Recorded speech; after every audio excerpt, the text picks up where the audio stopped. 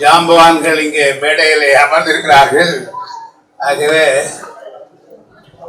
எந்த ஒரு அரசியல் கருத்துக்கள் எல்லாம் சொல்லாமல் சுருக்கமாக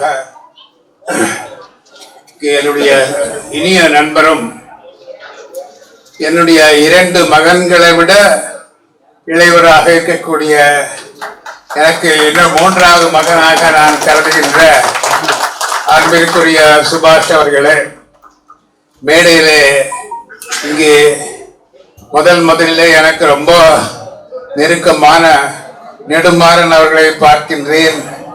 அந்த காலகட்டத்தில் அவர் பெருந்தலைவர் காமராஜரை பற்றி சொன்னார்கள். பெருந்தலைவர் நெடுமாறனை பற்றி சிந்திக்காமல் நாங்கள் பெருந்தலைவர் காமராஜரை பற்றி சிந்திக்க முடியாது. ஏனென்றால் 1973ஆம் ஆண்டு நினைக்கின்றேன், அங்கே ரேஸ் கோர்ஸ் மைதானத்திலே மதுரையிலே ஒரு மாபெரும் கூட்டம். அந்த கூட்டத்தை ஏற்பாடு செய்தவர் 72 அந்த கூட்டத்தை ஏற்பாடு செய்தவர் நம்முடைய நெடுமாறன் அவர்கள். அப்பொழுது ரேஸ் கோர்ஸ் மைதானம் அப்படியே ஃபுல் கம்ப்ளீட்லி மதுரையில ரேஸ் கோர்ஸ் மைதானத்தில் கூட்டத்தை நடத்துவதற்கு யாருக்கும் தைரியம் கிடையாது. அற்புதமான கூட்டம். பெருந்தலைவர் காமராஜர், நம்முடைய கவிஞர் கண்ணதாசன், நானும் அவரெல்லாம் பங்கு கொண்டது ஞாபகத்துக்கு வருகிறது. என்னுடைய மூத்த அண்ணன் இங்கே என்னை விட இந்த கூட்டத்திலே ஒருவர் தான் எனக்கு அண்ணன். இங்கே அவர் தான் நல்லக்கண்ணு அவர்கள் இங்கே பக்கத்தில் இருக்கிறார்கள். நம்முடைய நீதி அரசர் வள்ளிநாயகம் இருக்கிறார்கள்.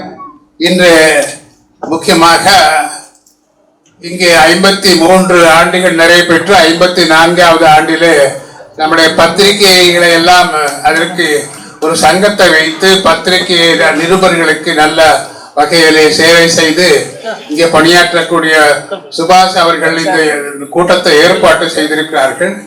ஆகவே முதல்ல அவரை பாராட்ட நான் கடன்பட்டிருக்கின்றேன். அதில் இன்னொரு விழாவும் இங்கே இருக்கிறது. நான் இங்கே வந்ததுக்கு பிறகுதான் கண்டுபிடித்தேன். கல்யாண சுந்தரம் அவர் ஒரு பெரிய அறிவாளி.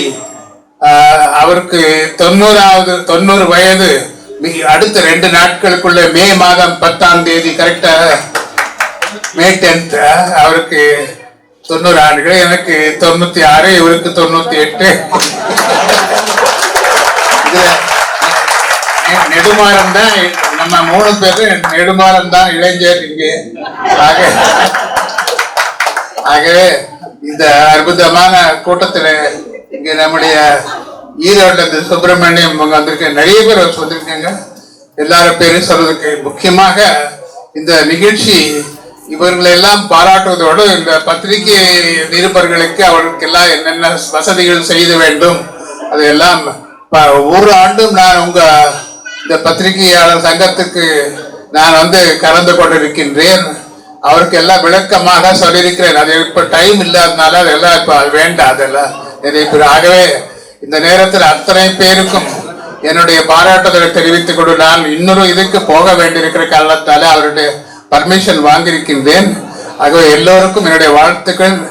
சுபாஷ் அவர்களுக்கு குறிப்பாக நீடோழி வாழ்க, பல்லாண்டு வாழ்க, செல்வத்துடன் வாழ்க, செல்வாக்குடன் வாழ்க, மக்களுக்கு சேவை செய்வதற்காக வாழ்க என்று வாழ்த்து விடைபெறுகிறேன். வணக்கம். நன்றி.